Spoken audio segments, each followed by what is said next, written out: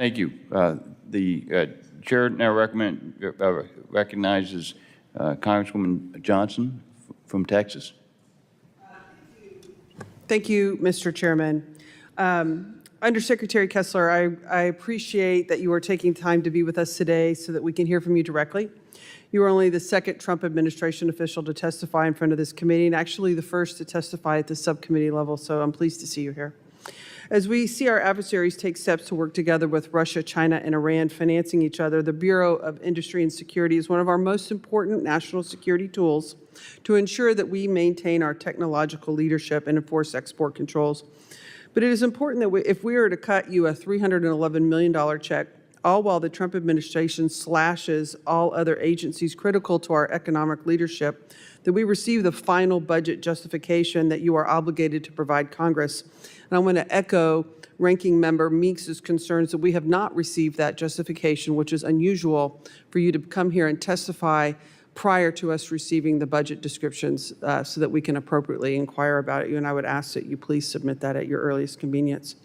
Instead, you are asking for a 50% increase without telling Congress about your AI enforcement strategy or plan. So what justifies this massive adjustment of increased funding for BIS, and what specific metrics for improvement are you committing to achieve with this additional funding? Well, I think I am here to explain the plan for these additional resources. Look, we have a small, effective but small enforcement apparatus. We have around 200 people who are responsible for enforcement altogether, and that includes many frontline officers, people who are responsible for actually apprehending wrongdoers. It includes the 12 export control officers that I mentioned before, the officials who are stationed outside the United States to make sure that foreign companies and countries are doing what they're supposed to do with our technology.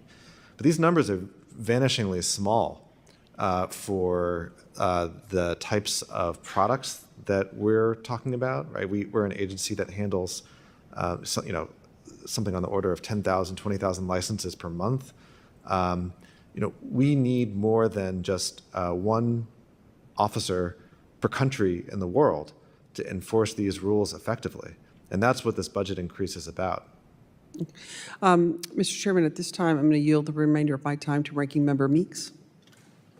We're now going to have a second round of questions, and the first person will be asking those questions of Congresswoman Johnson. You'll recognize for 5 minutes. Thank you so much, Mr. Chairman. I'm just going to pick up where I left off a little bit. So one of the, we've kind of been touching on this, but my question is very specific. One of the Bureau's core missions is international cooperation on issues from controlling the spread of dangerous goods and technologies to protecting critical infrastructure. As my colleagues have mentioned, especially with export controls, effective enforcement is often determined by international cooperation and coordinated efforts to harmonize U.S. laws with our trading partners. So I know you've testified that you're having increased personnel, but are there any other aspects of how you intend to spend the $120 million budget increase that your agency is requesting, other than on personnel specifically? Well, I think it is mostly personnel. A portion of the budget may go to, I'd have to check, but I think a portion of the budget may go to equipment that enforcement officers need, bulletproof vests and cars, service cars that they use when they're doing enforcement operations, firearms, things like that. So, but I think most of it will be for personnel and things that the enforcement personnel need. I guess I just want to register agreement with the first part of your question also about the importance of international cooperation. As I mentioned a moment ago to Representative Moylan, it really is important to, preferably to get countries, foreign countries, willingly to align with our export controls, and when that's not possible, to consider other options. I want to completely change the topic for a moment and turn to a often overlooked issue that I'm very passionate about, which is just the intellectual brain drain that's happening in our country right now. And I think it's a matter of our national security.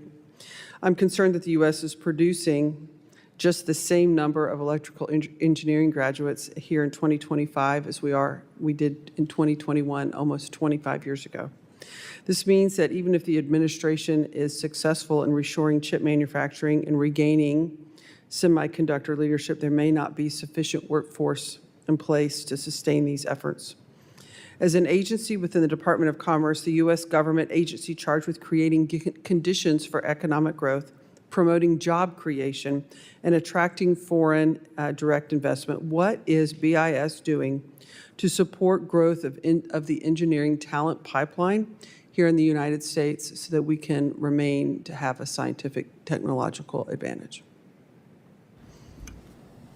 Well, BIS's mission is to protect critical technologies and to protect critical supply chains.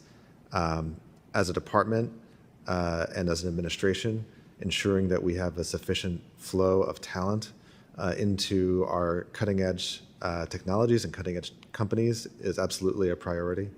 And we have a range of initiatives across the government to ensure, for example, American dominance, continued dominance in AI and other scientific fields, and also to ensure a robust workforce, at the technical level, trade schools, vocational training. I agree with you about the importance of that, and it's something that we are focused on as an administration. Yeah, well, I have a lot of concerns about the attack on higher ed in this country. The war that the administration seems to be having with higher ed in terms, and also on our immigration talent. We have scientists who have been, who's had their funding cut off for their research, and then China has come in and offered them all the funding in the world to continue to lure them away, since the United States is, with the cuts across other disciplines in this government, it's harming our research, it's harming our development. Have you expressed concerns within the administration that some of these other efforts are counterproductive to the work that you're trying to achieve? No, not at all. And I don't see anything counterproductive. Well, I completely disagree with that, because I do believe it's counterproductive when the United States has invested significant sums of resources to educate foreign talent at our universities, to put them in labs, to put them in research, to pay for their research, to then unilaterally cut it off after decades of progress and Nobel Prize winning efforts and the like, only to be recruited by China and some of the very countries that were in this discussion to keep a competitive advantage. It certainly isn't helpful at all.